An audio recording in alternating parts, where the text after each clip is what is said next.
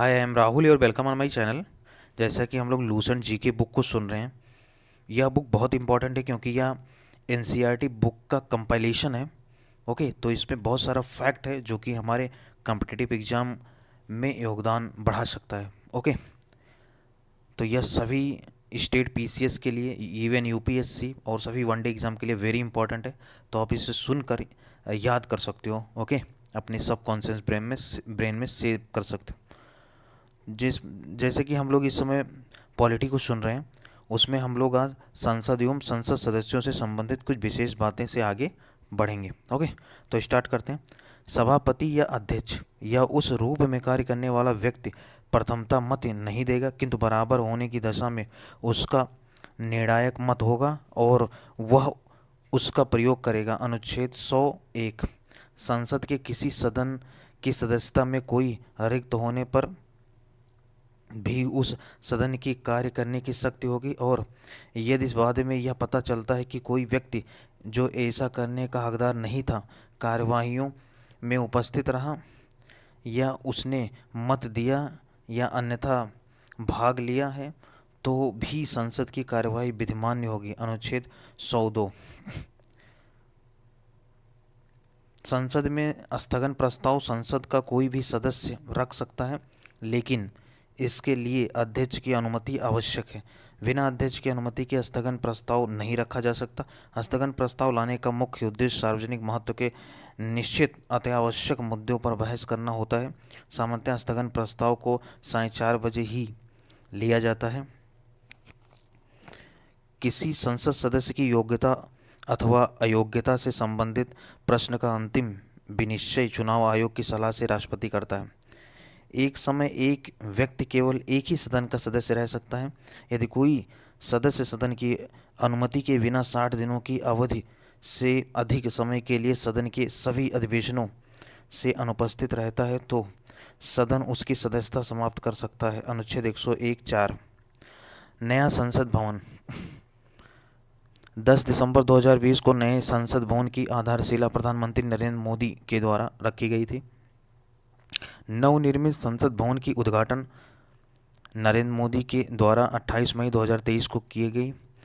Central Vista पुनर्निर्माण परियोजना के हिस्से के रूप में नई दिल्ली में नए संसद भवन का निर्माण किया गया। इसका डिज़ाइन बिमल पटेल के द्वारा और निर्माण टाटा प्रोडक्ट्स लिमिटेड के द्वारा किया गया है। नोट: नए संसद भवन के उद्घाटन के अवसर पर 75 रुपये का सिक्का लॉन्च किया गया। नए संसद भवन की विशेषताएं। नंबर 1, इसका आकार त्रिकोणीय है। दूसरा, नए संसद भवन के तीनों मुख्य द्वार थल, जल और नभ को समर्पित हैं, जिसे क्रमशः कर्म द्वार, ज्ञान द्वार और शक्ति द्वार नाम दिया गया। तीसरा, इसके निर्माण में राजस्थान से लाए गए ग्रेनाइट और बलुआ पत्थर का प्रयोग हुआ है। चौथा, नए संसद भवन की छत पर राष्ट्रीय प्रतीक का निर्माण किया गया है, जिसकी ऊंचाई 6.5 मीटर है। यह कांस्य से बना है। पांचवा, नए संसद भवन में लोकसभा कक्ष में 888 और राज्यसभा कक्ष में 384 प्रतिनिधियों के बैठने की व्यवस्था है। नए संसद भवन में नंदी के साथ पवित्र शंगोल की स्थापना प्रधानमंत्री के द्वारा किया गया। नोट: शंगोल को हिंदी में राजदंड कहा जाता है और इसका इस्तेमाल चोल साम्राज्य से होता आ रहा है। शंगोल सत्ता हस्तांतरण की पहचान रहा है और तमिल संस्कृत की शान है। यह राजदंड 5 फीट लंबा है और इसके शीर्ष पर नंदी बैल है, जो न्याय का प्रतीक है। लोकसभा का आंतरिक हिस्सा राष्ट्रीय पक्षी मोर पर आधारित है, वही राज्यसभा का आंतरिक हिस्सा राष्ट्रीय फूल कमल पर आधारित है। संसद परिसर में राष्ट्रीय वृक्ष बरगद है। संसद सदस्यों को सदस्य की बैठक के पूर्व या बाद के 40 दिन की अवधि के दौरान गिरफ्तारी से मुक्ति प्रदान की गई है। गिरफ्तारी से यह मुक्ति केवल सिविल मामलों में है। आपराधिक मामले अर्थात निवारक निरोध की विधि के अधीन गिरफ्तारी से छूट नहीं है। भूतपूर्व संसद सदस्यों के लिए पेंशन व्यवस्था 1976 से लागू की गई है। यदि कोई संसद सदस्य अपने पद से संबंधित शपथ लिए बिना संसद की कार्रवाई में भाग लेता है और मतदान करता है, तो उसके द्वारा मतदान करने से करने से संसद की कार्यवाही पर कोई प्रभाव नहीं पड़ता तथा जितने दिन तक वह मतदान करता है वह कार्यवाही में भाग लेता है तो प्रतिदिन के हिसाब से उसे 500 रुपये दंड स्वरूप देने होंगे। न्यायालय द्वारा अपराधी घोषित किए गए व्यक्ति को चुनाव लड़ने के लिए अयोग्य करार देने का निर्णय संसद द्वारा किया गया है। संसद के द्वारा पारित प्रतिनिधित्व अधिनियम 1951 की धारा 8(3) के तहत यह उल्लेख किया गया है कि यदि किसी जनप्रतिनिधि को 2 वर्ष या उससे अधिक की सज़ा सुनाई जाती है तो उसकी सदस्यता समाप्त हो जाएगी तथा वह अगले 6 साल तक चुनाव नहीं लड़ सकेगा। नोट: संसद में कार्य हिंदी में या अंग्रेजी में अनुच्छेद 348 के अधीन रहते हुए किया जाएगा, परंतु राज्यसभा का सभापति या लोकसभा का अध्यक्ष या उस राज्य में उस रूप में कार्य करने वाला व्यक्ति किसी सदस्य को जो हिंदी या अंग्रेजी में अपनी पर्याप्त अभिव्यक्ति नहीं कर सकता अपनी मातृभाषा में सदन को संबोधित करने की अनुमति दे सकेगा। अनुच्छेद 120(1)। अगला टॉपिक है न्यायपालिका। समस्त न्यायालयों को सामूहिक रूप से न्यायपालिका कहते हैं। न्यायालयों में शक्ति विभाजन नहीं होता। भारतीय न्याय प्रणाली में छोटे छोटे न्यायालयों के ऊपर प्रत्येक जिले का जिला न्यायालय, उनके ऊपर राज्यों के उच्च न्यायालय और सबसे ऊपर सर्वोच्च न्यायालय है। सर्वोच्च न्यायालय भारत की न्यायिक व्यवस्था एकहरी और एकीकृत है, जिसके सर्वोच्च शिखर पर भारत का सर्वोच्च न्यायालय है। सर्वोच्च न्यायालय दिल्ली में स्थित है। सर्वोच्च न्यायालय की स्थापना, गठन, अधिकारिता, शक्तियों के विनियमन से संबंधित विधि निर्माण की शक्ति भारतीय संसद को प्राप्त है। सर्वोच्च न्यायालय का गठन संबंधी प्रावधान अनुच्छेद 124 में दिया गया है। सर्वोच्च न्यायालय न्यायाधीशों की संख्या संशोधन विधेयक 2019 के अनुसार सर्वोच्च न्यायालय में 1 मुख्य न्यायाधीश तथा 33 अन्य न्यायाधीश हैं। नोट: सर्वोच्च न्यायालय में मुख्य न्यायाधीश सहित कुल 8 न्यायाधीशों की व्यवस्था संविधान में मूलतः की गई थी। बाद में काम के बढ़ते दबाव को देखते हुए 1956 ईस्वी में सर्वोच्च न्यायालय अधिनियम में संशोधन कर न्यायाधीशों की संख्या बढ़ाकर 11 की गई। तदुपरांत 1960 ईस्वी में यह संख्या पुनः बढ़ाकर 14 कर दी गई। 1978 में 18 तथा 1986 में 26 तथा 2009 में 31 की गई है और उसके बाद अब 34 है। ठीक है। सर्वोच्च न्यायालय के न्यायाधीशों की नियुक्ति। सर्वोच्च न्यायालय के समस्त न्यायाधीशों की नियुक्ति राष्ट्रपति के द्वारा होती है। मुख्य न्यायाधीश की नियुक्त करते समय वह इसी न्यायालय के अन्य न्यायाधीशों से परामर्श कर सकता है, परंतु अन्य न्यायाधीशों की नियुक्त राष्ट्रपति सदैव मुख्य न्यायाधीश के परामर्श से करता है। वह चाहे तो सर्वोच्च न्यायालय एवं राज्य के उच्च न्यायालय के अन्य न्यायाधीशों से भी परामर्श कर सकता है। अनुच्छेद 124(2).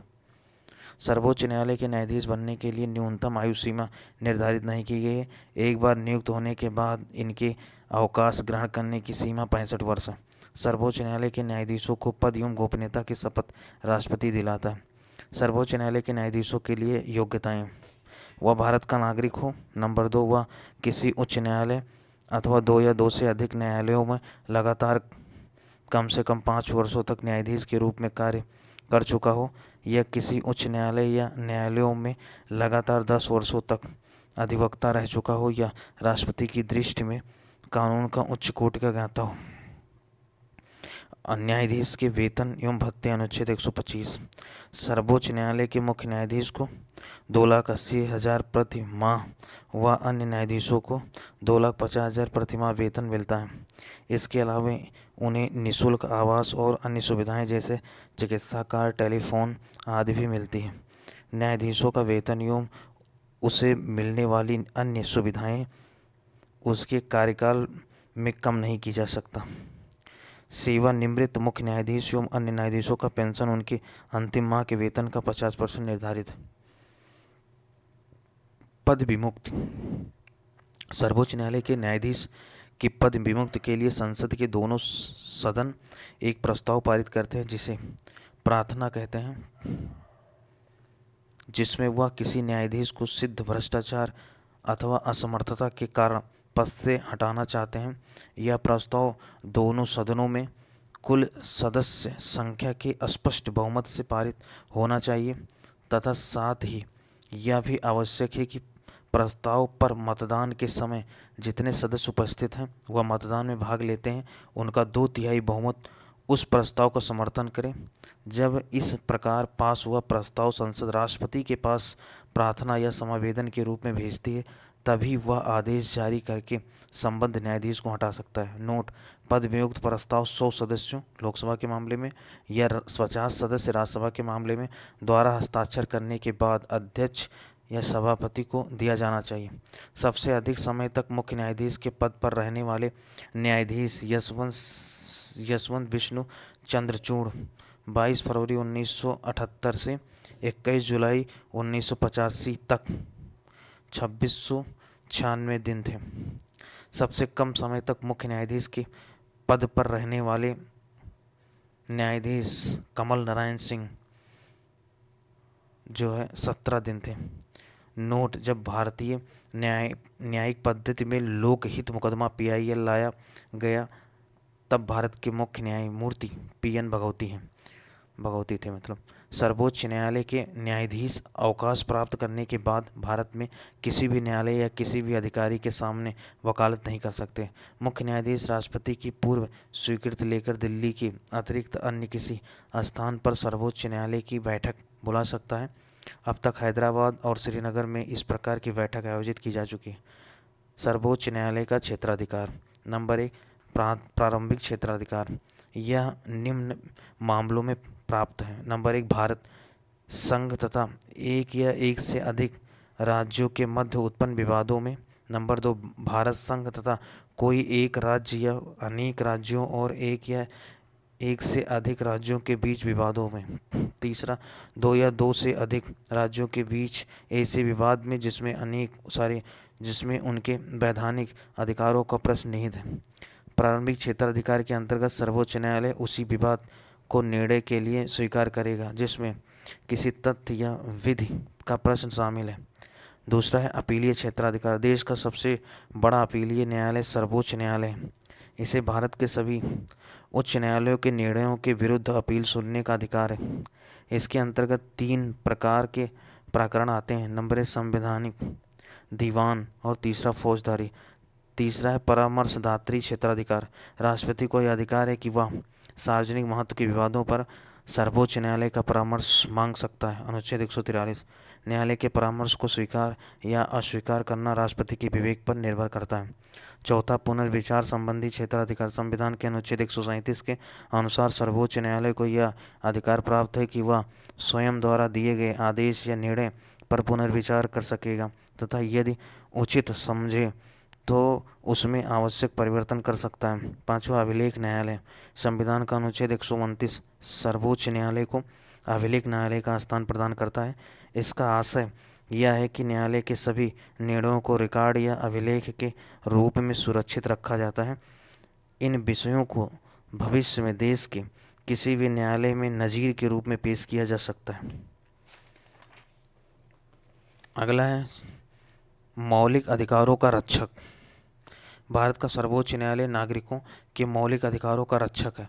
अनुच्छेद 32 सर्वोच्च न्यायालय को विशेष रूप से उत्तरदायी ठहराता है कि वह मौलिक अधिकारों को लागू कराने के लिए आवश्यक कार्यवाही करे।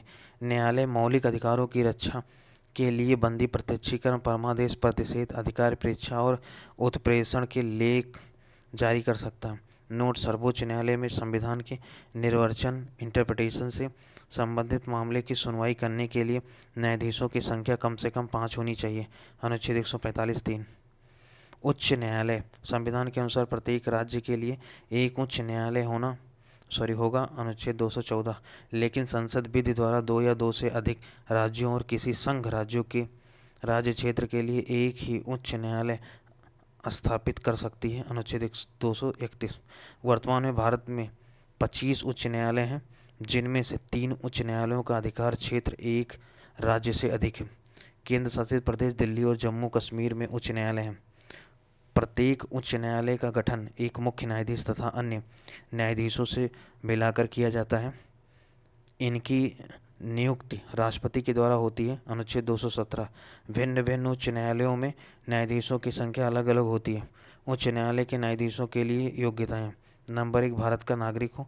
नंबर 2, कम से कम 10 वर्ष तक न्यायिक पद धारण कर चुका हो अथवा किसी उच्च न्यायालय में या एक से अधिक उच्च न्यायालयों में लगातार 10 वर्षों तक अधिवक्ता रहा हो।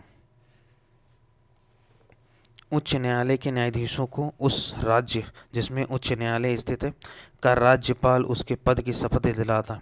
उच्च न्यायालय के न्यायाधीशों को अवकाश ग्रहण करने की अधिकतम उम्र सीमा 62 वर्ष है। उच्च न्यायालय के न्यायाधीश अपने पद से राष्ट्रपति को संबोधित कर कभी भी त्याग पत्र दे सकता है। जिस व्यक्ति ने उच्च न्यायालय में अस्थायी न्यायाधीश के रूप में कार्य किया है वह उस न्यायालय में वकालत नहीं कर सकता, किंतु वह किसी दूसरे उच्च न्यायालय में अथवा उच्चतम न्यायालय में वकालत कर सकता है। नोट: केरल उच्च न्यायालय ने 1997 में सबसे पहले बंद को असंवैधानिक घोषित किया था।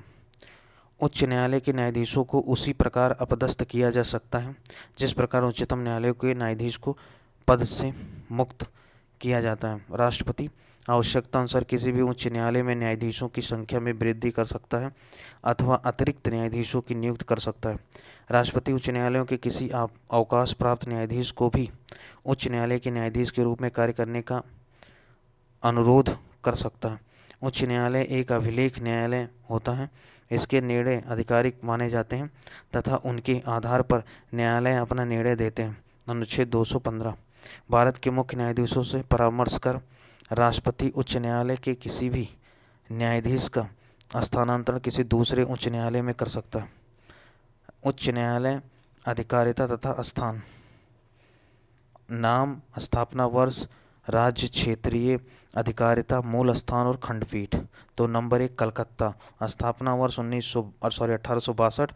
इसका क्षेत्र है पश्चिम बंगाल, अंडमान और निकोबार द्वीप समूह। मूल स्थान कोलकाता और खंडपीठ है पोर्ट ब्लेयर और जलपाईगुड़ी। दूसरा, मुंबई। स्थापना वर्ष 1862। महाराष्ट्र, गोवा, दमन एवं दीव एंड नगर हवेली। मुंबई मूल स्थान है एवं खंडपीठ है नागपुर, पणजी और औरंगाबाद। तीसरा, मद्रास 1862। पांडिचेरी, तमिलनाडु एंड पुदुचेरी एंड चेन्नई इसका मूल स्थान है एंड मदुरै खंडपीठ है। इलाहाबाद 1866। उत्तर प्रदेश, प्रयागराज मूल स्थान है, खंडपीठ लखनऊ। कर्नाटक 1884। क्षेत्र कर्नाटक, मूल स्थान बेंगलुरु, खंडपीठ नहीं। पटना 1916। बिहार, पटना। उड़ीसा 1948। ओडिशा, कटक। गुवाहाटी 1948। असम, नागालैंड, मिजोरम एवं अरुणाचल प्रदेश। मूल स्थान गुवाहाटी और इसके खंडपीठ हैं कोहिमा, आइजोल, ईटानगर। राजस्थान 1950। राजस्थान इसका मूल स्थान जोधपुर और खंडपीठ जयपुर। मध्य प्रदेश 1956। मध्य प्रदेश जबलपुर और इसके खंडपीठ हैं ग्वालियर एंड इंदौर। केरल 1956। केरल लक्षद्वीप इसके मूल स्थान है एर्नाकुलम। जम्मू एवं कश्मीर व लद्दाख, जम्मू कश्मीर, लद्दाख, श्रीनगर, जम्मू में खंडपीठ है। गुजरात 1960। गुजरात मूल स्थान अहमदाबाद। दिल्ली 1966। दिल्ली। पंजाब एवं हरियाणा 1966। पंजाब, हरियाणा। चंडीगढ़। हिमाचल प्रदेश 1971। हिमाचल प्रदेश शिमला। सिक्किम का 1975। सिक्किम, गंगटोक। छत्तीसगढ़ 2000 में छत्तीसगढ़, बिलासपुर। उत्तराखंड 2000 उत्तराखंड, नैनीताल। झारखंड 2000 झारखंड, रांची। मेघालय 25 मार्च 2013 मेघालय, शिलोंग। मणिपुर 2013 मणिपुर, इम्फाल। त्रिपुरा 2013 त्रिपुरा, अगरतला। तेलंगाना 2009 तेलंगाना, हैदराबाद। आंध्र प्रदेश अमरावती। जब आंध्र प्रदेश एवं तेलंगाना एक ही राज्य थे तब इनका उच्च न्यायालय हैदराबाद था जिसकी स्थापना 1954 में हुई थी। अगला टॉपिक है उच्च न्यायालय का क्षेत्राधिकार। नंबर 1, प्रारंभिक क्षेत्राधिकार। प्रत्येक उच्च न्यायालय को नौकाधिकरण, इच्छा पत्र, तलाक, विवाह, कंपनी कानून, न्यायालय की अवमानना तथा उच्च राजस्व संबंधी प्रकरणों, नागरिकों के मौलिक अधिकारों के क्रियान्वयन, अनुच्छेद 226 के लिए आवश्यक निर्देश, विशेषकर बंदी, प्रत्यक्षीकरण, परमादेश, निषेध, उत्प्रेषण तथा अधिकार परीक्षा के लेख जारी करने के अधिकार प्राप्त।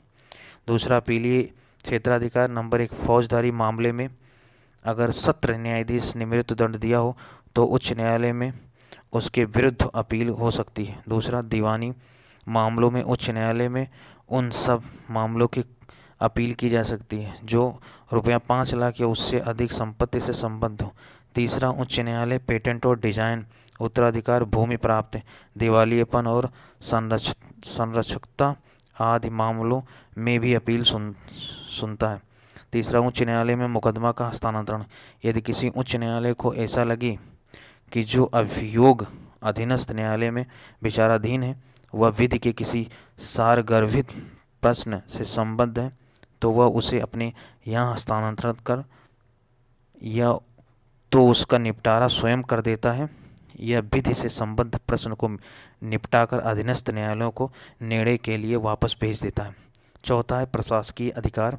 उच्च न्यायालयों को अपने अधीनस्थ न्यायालयों में नियुक्त पदोन्नति तथा छुट्टियों के संबंध में नियम बनाने का अधिकार है। नोट: उच्च न्यायालय राज्य में अपील का सर्वोच्च न्यायालय नहीं है। राज्य सूची से संबद्ध विषयों में भी उच्च न्यायालय के निर्णयों के विरुद्ध उच्चतम न्यायालय में अपील हो सकती है। ओके। लोक अदालत। लोक अदालत कानूनी विवादों के मैत्रीपूर्ण समझौतों के लिए वैधानिक मंच है। विविध सेवा प्राधिकरण अधिनियम 1987 संशोधन 2002 द्वारा लोक उपयोगी सेवाओं के विवादों के संबंध में मुकदमेबाजी, पूर्व सुलह और निर्धारण के लिए अस्थायी लोक अदालतों की स्थापना के लिए प्रावधान करता है। ऐसे फौजदारी विवादों को छोड़कर जिनमें समझौता नहीं किया जा सकता, दीवानी, फौजदारी, राजस्व अदालतों में लंबित सभी कानूनी विवाद मैत्रीपूर्ण समझौते के लिए लोक अदालत में लाए जा सकते हैं। कानूनी विवादों को लोक अदालत मुकदमा दायर होने से पूर्व ही अपने यहाँ स्वीकार कर सकती है। लोक अदालत के निर्णय अन्य किसी दीवानी न्यायालय के समान ही दोनों पक्षों पर लागू होते हैं या निर्णय अंतिम होते हैं। लोक अदालतों द्वारा दिए गए निर्णयों के विरुद्ध अपील नहीं की जा सकती। देश के लगभग सभी जिलों में अस्थायी तथा सतत लोक अदालतें स्थापित की गई हैं। लोक अदालत ₹5 लाख तक के दावे पर विचार कर सकती हैं। नोट: दिल्ली में पहली लोक अदालत अक्टूबर 1985 को बैठी थी तथा इसने एक दिन में दुर्घटना के शिकार लोगों के मुआवजे संबंधी 150 मामले निपटा दिए। उपभोक्ता संरक्षण। भारत सरकार ने उपभोक्ता के हितों के संरक्षण के लिए उपभोक्ता संरक्षण अधिनियम 1986 पारित किया। उपभोक्ता समस्याओं के निपटने के लिए जिला स्तर पर जिला फोरम, राज्य स्तर पर राज्य उपभोक्ता विवाद निवारण आयोग तथा राष्ट्रीय स्तर पर राष्ट्रीय उपभोक्ता विवाद निवारण आयोग का गठन किया गया। जिला फोरम 20 लाख तक के मामलों की, राज्य उपभोक्ता विवाद निवारण आयोग 20 लाख से 1 करोड़ तक के मामलों की एवं राष्ट्रीय उपभोक्ता विवाद निवारण आयोग 1 करोड़ से अधिक कीमत वाले मामलों की सुनवाई करता है। अगला टॉपिक है केंद्रीय प्रशासनिक अधिकरण कैट। संविधान के अनुच्छेद 223A के प्रावधानों में केंद्रीय प्रशासनिक अधिकरण कैट का गठन 1985 में प्रशासनिक अधिकरण अधिनियम 1985 के तहत किया गया। उस समय भारत के प्रधानमंत्री राजीव गांधी थे। कैट का अध्यक्ष उच्च न्यायालय के वर्तमान अथवा सेवानिवृत्त न्यायाधीश होता है। अध्यक्ष के अलावा इसमें 16 उपाध्यक्ष एवं 49 सदस्य होते हैं। ये सदस्य न्यायिक प्रशासनिक दोनों क्षेत्रों से लिए जाते हैं। नोट: मुख्य न्यायमूर्ति HL दत्तू ने सामाजिक न्यायपीठ नाम से विशेष न्यायपीठ का गठन करने का आदेश दिया था। नंबर 1, आडी अल्टीरम पार्टेम। ओके, यह लैटिन कहावत है।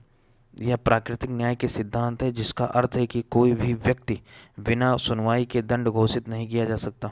दूसरा है अटर फोसियो एक्वाइट। यह एक प्रतिवादी की याचिका है जिसमें कहा जाता है कि उस पर पहले ही उसी अपराध के लिए मुकदमा चलाया जा चुका है और उसे बरी कर दिया गया है। नेक्स्ट है नॉन बिस इन इडियम। इसका मतलब है कि एक ही के बारे में दो बार नहीं। सिद्धांत कहता है कि किसी को एक ही अपराध के लिए दो बार न्याय नहीं देना चाहिए। चौथा है आर्टर फोर्सिस कन्विक्ट। यह एक प्रतिवादी की याचिका है जिसमें कहा गया है कि उस पर पहले ही उसी अपराध के लिए मुकदमा चलाया जा चुका है और उसे दोषी ठहराया जा चुका है। नेक्स्ट है राज्य की कार्यपालिका। राज्यपाल। संविधान के भाग 6 में राज्य शासन के लिए प्रावधान किया गया है। राज्य की कार्यपालिका का प्रमुख राज्यपाल होता है। यह प्रत्यक्ष रूप से अथवा अधीनस्थ अधिकारियों के माध्यम से इसका उपयोग करता है। अर्थात राज्यों में राज्यपाल की स्थिति कार्यपालिका के प्रधान की होती है, परंतु वास्तविक शक्ति मुख्यमंत्री के नेतृत्व में मंत्रिपरिषद में निहित होती है। मूल संविधान में अनुच्छेद 153 में यह उल्लेखित था कि प्रत्येक राज्य के लिए एक राज्यपाल होगा, किंतु 7वें संविधान संशोधन 1956 द्वारा इसमें एक परंतु जोड़ दिया गया, जिसके अनुसार एक ही व्यक्ति को दो या दो से अधिक राज्यों के लिए भी एक राज्यपाल नियुक्त किया जा सकता है। राज्यपाल की योग्यता। राज्यपाल पद पर नियुक्त किए जाने वाले व्यक्ति में निम्न योग्यताएं होना अनिवार्य है। नंबर 1, वो भारत का नागरिक हो। नंबर 2, वह 35 वर्ष की आयु पूरा कर चुका हो। नंबर 3, किसी प्रकार के लाभ के पद पर नहीं हो। चौथा, वह राज्य विधानसभा का सदस्य चुने जाने के योग्य हो। राज्यपाल की नियुक्ति राष्ट्रपति द्वारा 5 वर्षों की अवधि के लिए की जाती है, परंतु यह राष्ट्रपति के प्रसाद पर्यंत पद धारण करता है। अनुच्छेद 156(1). यह वह पद त्याग कर सकता है। अनुच्छेद 156(2). नोट: भारत के संविधान में राज्यपाल को उसके पद से हटाने हेतु किसी भी प्रक्रिया का उल्लेख नहीं है। राज्यपाल का वेतन 3,50,000 मासिक है। यदि 2 या 2 से अधिक राज्यों का एक ही राज्यपाल हो, तब उसे दोनों राज्यपालों का वेतन उस अनुपात में दिया जाएगा जैसे कि राष्ट्रपति निर्धारित करें। राज्यपाल पद ग्रहण करने से पूर्व उच्च न्यायालय के मुख्य न्यायाधीश अथवा वरिष्ठतम न्यायाधीश के सम्मुख अपने पद की शपथ लेना होता है। राज्यपाल की उन्मुक्तियां तथा विशेषाधिकार। नंबर 1, वह अपने पद की शक्तियों के प्रयोग तथा कर्तव्यों के पालन के लिए किसी न्यायालय के प्रति उत्तरदायी नहीं है। दूसरा, राज्यपाल की पदावधि के दौरान उसके विरुद्ध किसी भी न्यायालय में किसी प्रकार की आपराधिक कार्रवाई नहीं प्रारंभ की जा सकती। तीसरा है, जब वह पद पर हो तब उसकी गिरफ्तारी का आदेश किसी न्यायालय द्वारा नहीं जारी किया जा सकता। चौथा है, राज्यपाल का पद ग्रहण करने से पूर्व या पश्चात उसके द्वारा किए गए कार्य के संबंध में कोई सिविल कार्रवाई करने से पहले उसे 2 मास पूर्व सूचना देनी पड़ती है। राज्यपाल की शक्तियाँ तथा कार्य। कार्यपालिका संबंधी कार्य। नंबर 1, कार्यपालिका संबंधी कार्य। ए है, राज्य के समस्त कार्यपालिका कार्य राज्यपाल के नाम से किए जाते हैं। बी, राज्यपाल मुख्यमंत्री को तथा मुख्यमंत्री के सलाह से उसकी मंत्रिपरिषद के सदस्यों को नियुक्त करता है तथा उन्हें पद एवं गोपनीयता की शपथ दिलाता है। सी, राज्यपाल राज्य के उच्च अधिकारियों जैसे मुख्य सचिव, महाधिवक्ता तथा लोक सेवा आयोग के अध्यक्ष एवं सदस्यों की नियुक्त करता है। नोट: राज्यपाल राज्य लोक सेवा के सदस्यों को नहीं हटा सकता।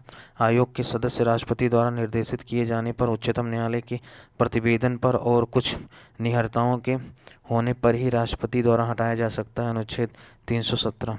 डी, राज्य के उच्च न्यायालय में न्यायाधीशों की नियुक्ति के संबंध में राष्ट्रपति को परामर्श देता है। अनुच्छेद 217(1). ई, राज्यपाल का अधिकार है कि वह राज्य के प्रशासन के संबंध में मुख्यमंत्री से सूचना प्राप्त करे। एफ, राष्ट्रपति शासन के समय राज्यपाल केंद्र सरकार के अभिकर्ता के रूप में राज्य का प्रशासन चलाता है। जी, राज्यपाल राज्य के विश्वविद्यालयों का कुलाधिपति होता है तथा उप कुलाधिपतियों को भी नियुक्त करता है। एच, वह राज्य विधान परिषद की कुल सदस्य संख्या का 1/6 भाग सदस्यों को नियुक्त करता है जिनका संबंध विज्ञान, साहित्य, कला, समाज सेवा, सहकारी आंदोलन आदि से रहता है। अनुच्छेद 171(5).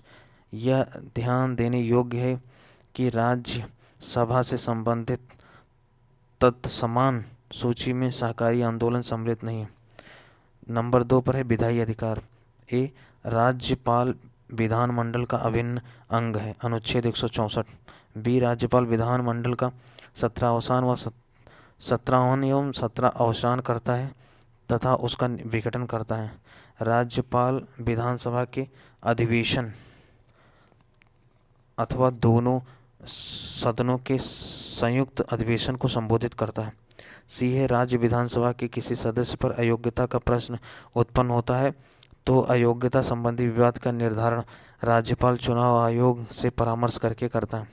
डी, राज्य विधानमंडल द्वारा पारित विधेयक राज्यपाल के हस्ताक्षर के बाद ही अधिनियम बन पाता है। ई, यदि विधानसभा में आंग्ल भारतीय समुदाय को पर्याप्त प्रतिनिधित्व नहीं प्राप्त है तो राज्यपाल उस समुदाय के एक ही व्यक्ति को विधानसभा का सदस्य मनोनीत कर सकता है। अनुच्छेद 333। जम्मू कश्मीर विधानसभा में ही 2 महिलाओं को प्रदेश का उपराज्यपाल नामजद करता है। यफ, जब विधान मंडल का सत्र नहीं चल रहा है तो राज्यपाल को ऐसा लगे कि तत्कालीन कार्रवाई की आवश्यकता है तो वह अध्यादेश जारी कर सकता है जिसे वही स्थान प्राप्त है जो विधानमंडल द्वारा पारित किसी अधिनियम का है। ऐसे अध्यादेश 6 माह के भीतर विधानमंडल द्वारा स्वीकृत होना आवश्यक है। यदि विधानमंडल 6 माह के भीतर उसे स्वीकृत नहीं देती है तो उस अध्यादेश की वैधता समाप्त हो जाती है। अनुच्छेद 213। जी, राज्यपाल धन विधेयक के अतिरिक्त किसी विधेयक को पुनः विचार के लिए राज्य विधानमंडल के पास भेज सकता है, परंतु राज्य विधानमंडल द्वारा इसे दोबारा पारित किए जाने पर वह उस पर अपनी स्वीकृति देने के लिए बाध्य होता है। राष्ट्रपति के लिए आरक्षित विधेयक, जब राष्ट्रपति के निर्देश पर राज्यपाल पुनर्विचार के लिए विधानमंडल को लौटा दे, लेकिन लौटाए जाने पर विधानमंडल 6 मास के भीतर उस विधेयक पर पुनर्विचार करेगा और यदि उसे पुनः पारित किया जाता है तो विधेयक राष्ट्रपति को पुनः प्रस्तुत किया जाएगा, किंतु इस पर भी राष्ट्रपति के लिए अनुमति देना अनिवार्य नहीं है। अनुच्छेद 201। एच, राज्यपाल किसी विधेयक को राष्ट्रपति के विचार के लिए आरक्षित रख सकता है। यह आरक्षित विधेयक तभी प्रभावी होगा जब राष्ट्रपति उसे अनुमति प्रदान कर दे। राज्यपाल को राष्ट्रपति के लिए विधेयक आरक्षित करना उस समय अनिवार्य है जब विधेयक उच्च न्यायालय की शक्तियों का अल्पीकरण करता है, जिससे यदि विधेयक विधि बन जाएगा तो उच्च न्यायालय की संवैधानिक स्थिति को खतरा होगा। तीसरा है वित्तीय अधिकार। ए, राज्यपाल प्रत्येक वित्तीय वर्ष में वित्त मंत्री को विधानमंडल के सम्मुख वार्षिक वित्तीय विवरण प्रस्तुत करने के लिए कहता है। वी है, विधानसभा में धन विधेयक राज्यपाल की पूर्व अनुमति से ही पेश किया जाता है। सी है, राज्यपाल की संस्तुति के बिना अनुदान के किसी भाग को विधानमंडल के सम्मुख नहीं रखा जा सकता। डी है, ऐसा कोई विधेयक जो राज्य की संचित निधि से खर्च निकालने की व्यवस्था करता हो उस समय उस विधानमंडल द्वारा पारित नहीं किया जा सकता जब तक राज्यपाल इसकी संस्तुति न कर दे। नोट, राज्य वित्त आयोग किसी राज्य के राज्यपाल को उस विशेष राज्य की पंचायतों द्वारा विनियोजित हो सकने वाले करों और शुल्कों के निर्धारण के सिद्धांतों के विषय में संस्तुति करता है। अगला है चौथा है न्यायिक अधिकार। राज्यपाल किसी दंड को क्षमा, उसका प्रविलंबन, विराम या परिहार कर सकेगा या किसी दंडादेश का निलंबन, परिहार या लघुकरण कर सकेगा। यह ऐसे व्यक्ति के संबंध में होगा जिसे ऐसी विधि के अधीन अपराध के लिए सिद्ध दोष ठहराया गया है जिसके संबंध में राज्य को कार्यपालिका शक्ति का विस्तार है। अनुच्छेद 161। नोट, राष्ट्रपति को सभी प्रकार के मृत्यु दंडादेश के मामले में क्षमादान की शक्ति प्राप्त है, जबकि राज्यपाल को मृत्यु दंडादेश के मामले में ऐसी शक्ति प्राप्त नहीं है। इसी प्रकार राष्ट्रपति को सेना न्यायालय, कोर्ट मार्शल के दंडादेश के मामले में क्षमादान की शक्ति प्राप्त है, जबकि राज्यपाल को ऐसी शक्ति नहीं है। पांचवा है आपात शक्ति। जब राज्यपाल को यह समाधान हो जाता है कि ऐसी परिस्थितियां उत्पन्न हो गई हैं जिनमें राज्य का शासन संविधान के उपबंधों के अनुसार नहीं चलाया जा सकता, तो वह राष्ट्रपति को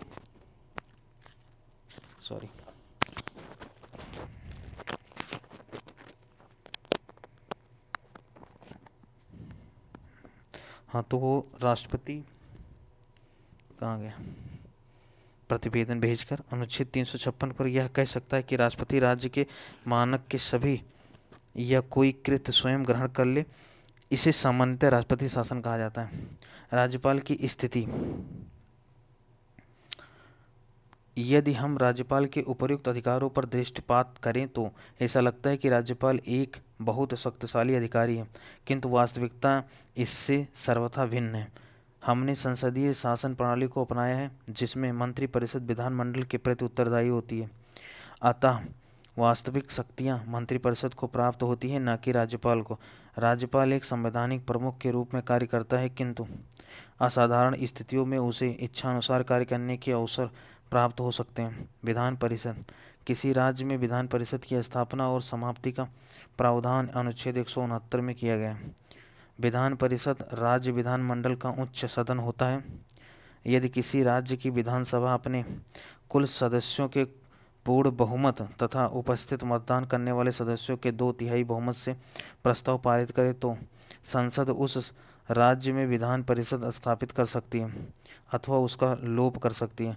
वर्तमान में केवल 6 राज्यों उत्तर प्रदेश 100, कर्नाटक 75, महाराष्ट्र 78, बिहार 75, आंध्र प्रदेश 58 तथा तेलंगाना 40 में विधान परिषद विद्यमान है। विधान परिषद के कुल सदस्यों की संख्या उस राज्य की विधानसभा के कुल सदस्यों की संख्या के 1/3 से अधिक नहीं हो सकती, किंतु किसी भी अवस्था में विधान परिषद के सदस्यों की कुल संख्या 40 से कम नहीं हो सकती। विधान परिषद का सदस्य बनने के लिए न्यूनतम आयु सीमा 30 वर्ष है। विधान परिषद के प्रत्येक सदस्य का कार्यकाल 6 वर्ष होता है, किंतु प्रति दूसरे वर्ष 1/3 सदस्य अवकाश ग्रहण करते हैं। वो उनके स्थान पर नवीन सदस्य निर्वाचित होते हैं। यदि कोई व्यक्ति किसी सदस्य की मृत्यु या त्यागपत्र द्वारा हुई आकस्मिक रिक्तियों को भरने के लिए निर्वाचित होता है तो वह सदस्य शेष अवधि के लिए ही सदस्य रहता है, 6 वर्ष के लिए नहीं। विधान परिषद के सदस्यों का निर्वाचन अनुपातिक प्रतिनिधित्व की एकल संक्रमणीय मत प्रतिनिधित्व द्वारा होता है। विधान परिषद के कुल सदस्यों के 1/3 सदस्य राज्य की स्थानीय स्वशासी संस्थाओं के एक निर्वाचक मंडल द्वारा निर्वाचित होते हैं।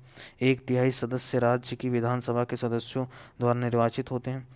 1/12 सदस्य उन स्थानकों द्वारा निर्वाचित होते हैं जिन्होंने कम से कम 3 वर्ष पूर्व स्थानक की उपाधि प्राप्त कर ली हो। 1/12 सदस्य उन अध्यापकों के द्वारा निर्वाचित होते हैं जो कम से कम 3 वर्ष से जो कम से कम 3 वर्ष पूर्व स्नातक की उपाधि प्राप्त कर ली हो। 1/12 सदस्य उन अध्यापकों के द्वारा निर्वाचित होते हैं जो कम से कम 3 वर्षों में माध्यमिक पाठशाला अथवा उनसे ऊंची कक्षाओं में शिक्षण कार्य कर रहे हों, तथा 1/6 सदस्यों का राज्यपाल उन व्यक्तियों से मनोनीत होता है जिन्हें साहित्य, कला, विज्ञान, सहकारिता आंदोलन तथा या सामाजिक सेवा के संबंध में विषय का ज्ञान हो। विधान परिषद की किसी भी बैठक के लिए कम से कम 10 या विधान परिषद के कुल सदस्यों का 10वांश 1/10 इनमें जो भी अधिक हो गणपूर्ति होगा। विधान परिषद अपने सदस्यों में से 2 को क्रमशः सभापति एवं उपसभापति चुनती है। सभापति एवं उपसभापति को विधानमंडल द्वारा निर्धारित वेतन एवं भत्ते प्राप्त होते हैं। सभापति उपसभापति को संबोधित कर व उपसभापति को सभापति को संबोधित कर त्यागपत्र दे सकता है अथवा परिषद के सदस्यों के बहुमत से पारित प्रस्ताव द्वारा उसे अपदस्थ भी किया जा सकता है, किंतु ऐसे किसी प्रस्ताव को लाने के लिए 14 दिन की पूर्व सूचना आवश्यक। विधानसभा का कार्यकाल 5 वर्ष है, किंतु विशेष परिस्थितियों में राज्यपाल को यह अधिकार है कि वह इससे पूर्व भी उसको विघटित कर सकता है। विधानसभा के सत्रावसान प्रोरोगेशन के आदेश राज्यपाल के द्वारा दिए जाते हैं। विधानसभा में निर्वाचित होने के लिए न्यूनतम आयु सीमा 25 वर्ष है। प्रत्येक राज्य की विधानसभा में कम से कम 60 और अधिक से अधिक 50 सदस्य होते हैं। अपवाद: गोवा 40, मिजोरम 40, सिक्किम 32। इसे अनुच्छेद 371 के तहत विशेष राज्य की दर्जा देकर यह व्यवस्था किया गया है। विधानसभाओं में जनसंख्या के आधार पर अनुसूचित जातियों और जनजातियों के लिए स्थानों का आरक्षण किया जाता है। अनुच्छेद 332 विधानसभा की अध्यक्षता करने के लिए एक अध्यक्ष का चुनाव करने के अधिकार सदन को प्राप्त है, जो इसकी बैठक का संचालन करता है। साधारणतः विधानसभा अध्यक्ष सदन में मतदान नहीं करता, किंतु यदि सदन में मत बराबरी में बढ़ जाए तो निर्णायक मत देता है। जब कभी अध्यक्ष को उसके पद से हटाने का प्रस्ताव विचाराधीन हो, उस समय वह सदन की बैठक की अध्यक्षता नहीं करता। किसी विधेयक को धन विधेयक माना जाएगा अथवा नहीं, इसका निर्णय विधानसभा अध्यक्ष ही करता है। सदन के बैठकों के लिए सदन के कुल सदस्यों के दशमांश यानी कि 1/10 सदस्यों की उपस्थिति गणपूर्ति हेतु आवश्यक है। विधानसभा के अधिकार और कार्य अगला टॉपिक है।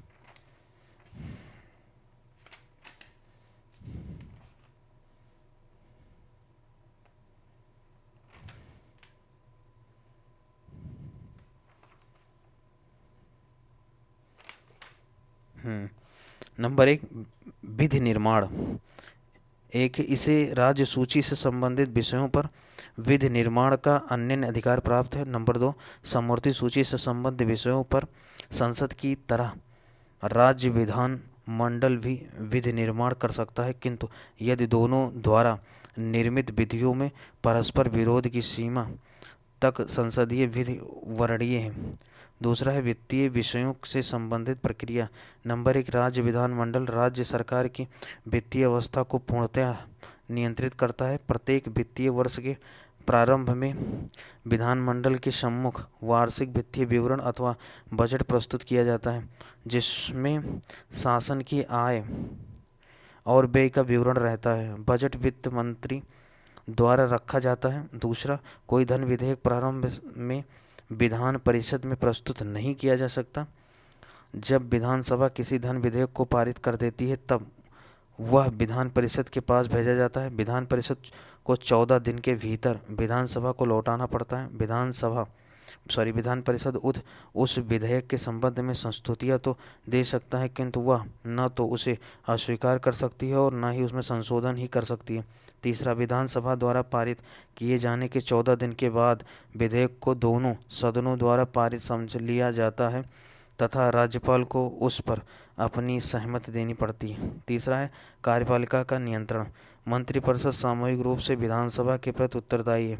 जब कभी मंत्रिपरिषद के विरुद्ध अविश्वास प्रस्ताव पारित हो जाता है तो समूचा मंत्रिपरिषद को त्यागपत्र देना पड़ता है। चौथा, संवैधानिक संशोधन।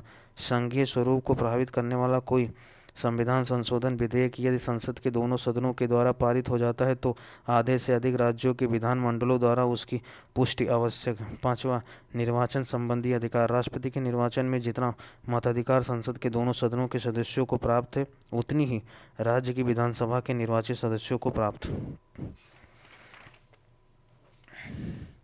आगे विधानसभा और विधान परिषद की सदस्य संख्या।